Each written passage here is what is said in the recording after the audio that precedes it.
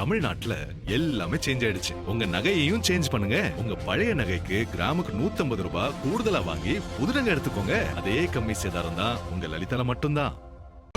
Chennai super கிங்ஸின் cricket அணியின் பயிற்சியாளர் Stephen பிளெமிங்ஸ் விலகி இருக்கிறார். சிஎஸ்கே பயிற்சியாளர் ஸ்டீஃபன் பிளெமிங் அணியிலிருந்து விலகி இருக்கிறார். 17 ஆண்டுகளாக சிஎஸ்கே அணியின் பயிற்சியாளராக இருப்பவர் இவர் என்பது குறிப்பிடத்தக்கது. கூடுதல் விவரங்களை வழங்குவதற்காக செய்தியாளர் சந்தானம் இணைந்திருக்கிறார். Santhanam, Stephen Fleming Chennai super Kings அணியிலிருந்து விலக என்ன காரணம்? ஐபிஎல் தொடர்ல அதிக ஆண்டுகள் ஒரு அணிக்காக பணியாற்றியவராக இருக்கக்கூடிய Stephen Fleming Chennai super Kings அணி 5 முறை ஐபிஎல் கோப்பையை வென்ற அணியினுடைய பயிற்சியாளராகவும் 2 முறை சாம்பியன்ஸ் டிராஃபியான சென்னை சூப்பர் கிங்ஸ் அணிக்காக அவர் தலைமையில 7 கோப்பைகளை சென்னை சூப்பர் கிங்ஸ் அணி வென்றிருந்தது. இருப்பினும் கூட கடந்த 2 ஆண்டுகளாக சென்னை சூப்பர் கிங்ஸ் அணி பிளே ஆஃப் சுற்றுக்கே முன்னேற முடியாமல் மிக மோசமாக தோல்விகளை சந்தித்து வெளியே இருந்தது. இதன் காரணமாக ஸ்டீஃபன் பிளெமிங்கை சென்னை சூப்பர் கிங்ஸ் அணியிலிருந்து மாற்றம் செய்ய வேண்டும்.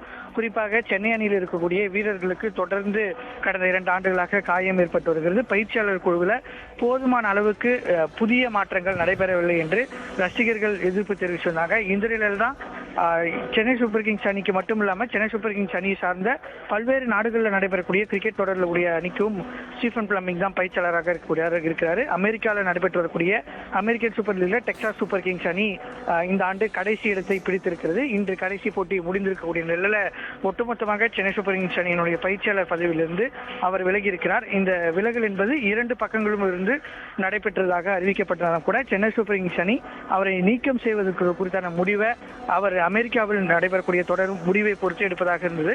தற்போது அங்கு கடைசி இடத்துல பிடித்திருந்த நிலையில் தற்போது அவர் விலகி இருக்கிறார் என்று தெரிவிக்கப்பட்டாலும் கூட அதை நீக்கமாக தான் பார்க்க முடியும். அடுத்த கட்டமாக அடுத்த ஆண்டு சென்னை சூப்பர் கிங்ஸ் அணிக்கு புதிய பயிற்சியாளரை தேடக்கூடிய பணியை ஏற்கனவே தொடங்கி இருக்கிறாங்க. முன்னாள் கிரிக்கெட் வீரர் ராகுல் டிராவிட், அதே போன்று தமிழகத்தை சேர்ந்த ஹேமந்த் பதானி உள்ளிட்ட முன்னாள் கிரிக்கெட் வீரர்கள் இந்த பயிற்சியாளர் பதவிக்கு வர வாய்ப்பு இருப்பதாகவும் தெரிகிறது. இருப்பினும் கூட அதிக ஐபிஎல் கோப்பைகளை வென்ற பயிற்சியாளர் என்ற பெருமை ஸ்டீஃபன் பிளெமிங்க்கு இருக்கிறது. எம்எஸ் தோனி அணியின் கேப்டனாக இருந்தாலும் கூட பயிற்சியாளராக தொடர்ந்து 17 ஆண்டுகள்.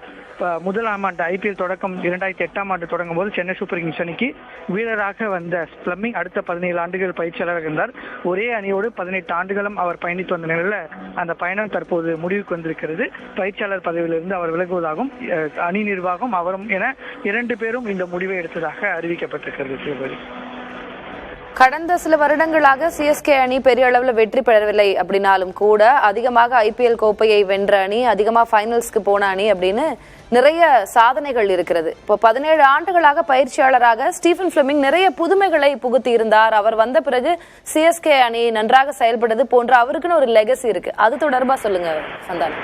நிச்சயமா ஸ்டீஃபன் பிளெமிங்கை பொறுத்த வரைக்கும் நமக்கு தெரியும் சென்னை சூப்பர் கிங்ஸ் அணியை சார்ந்த முக்கிய முடிவுகள் அனைத்துமே தோனி தான் எடுக்கக்கூடிய ஒரு நபராக இருக்கிறார். அப்படியே ஒரு வீரர் முடிவுகள் எடுத்தாலும் கூட அந்த வீரருடைய ஒத்த கருத்து இருக்கக்கூடிய ஒரு பயிற்சியாளர் இருந்தால் மட்டும்தான் அந்த அணி மிகவா சிறப்பாக செயல்படும். அந்த வகையில் சென்னை சூப்பர் கிங்ஸ் அணி மூத்த வீரர்களை வைத்து பல்வேறு கோப்பைகளை வென்றிருந்தாங்க. குறிப்பாக 2 ஆண்டுகள் சென்னை சூப்பர் கிங்ஸ் அணி தடை செய்யப்பட்டு மீண்டு வந்த பின்பு முதலாம் ஆண்டே கோப்பையை வென்றிருந்தது. இப்படி தொடர்ந்து சென்னை சூப்பர் கிங்ஸ் அணி குறிப்பாக அரையிறுதி மற்றும் இறுதி போட்டி வரை செல்வதற்கு முக்கிய காரணமாக தோனி களத்தில் இருந்தாலும் களத்திற்கு வெளியே ஸ்டீஃபன் பிளெமிங் இருந்தார். தற்போது நம்ம பார்க்கிறோம் முழுக்க கிரிக்கெட் என்பது கடந்த 3 அல்லது 4 ஆண்டுகள்ல டேட்டா ட்ரிவனாக மாறி இருக்கிறது. ஒவ்வொரு பிளேயருக்கும் 10 பால் இல்லைன்னா அந்த பாலுக்குள்ள எவ்வளவு இம்பாக்ட் பண்ண முடியும் அப்படின்றதான் ஒரு டேட்டா ட்ரிவன் மோடுக்கு மாறினதுக்கு அப்புறம் சென்னை சூப்பர் கிங்ஸ் அணி கடந்த 2 ஆண்டுகளாக மூத்த வீரர்களை மட்டுமே வைத்து விளையாடிய சென்னை அணி இளம் வீரர்களை வைத்து விளையாட தொடங்கியது. இருப்பினும் கூட இளம் வீரர்களிடமிருந்து அவர்களுக்கு தேவையான ரிசல்ட்ஸ் கிடைக்காதனால சென்னை சூப்பர் கிங்ஸ் அணி தடுமாறுது. இன்னொரு பக்கம் தோனியும் களத்திற்கு உள்ள பெரிதாக வர முடியவில்லை. இந்த ஆண்டு முழுவதும் அவர் விளையாடவில்லை. இதன் காரணமாக சென்னை சூப்பர் கிங்ஸ் அணி மிகப்பெரிய அளவில் தடுமாறி வருகிறது. மற்ற அணிகளை பொறுத்த வரைக்கும் சென்னை சூப்பர் கிங்ஸை தாண்டி எல்லா விதத்திலையும் முன்னேறி இருக்கிறாங்க என்பதன் காரணமாக அடுத்த கட்டத்தை நோக்கிய சென்னை சூப்பர் கிங்ஸினுடைய பயணத்திற்காக ஸ்டீஃபன் பிளெமிங் பயிற்சியாளர் பதவியிலிருந்து விலகி இருக்கிறார். திலகவதி, அடுத்த பயிற்சியாளர் யார் என்ற எதிர்பார்ப்பும் இருக்கிறது. உங்களுடைய தற்போதைய விவரங்களுக்கு நன்றி சந்தானகுமார்.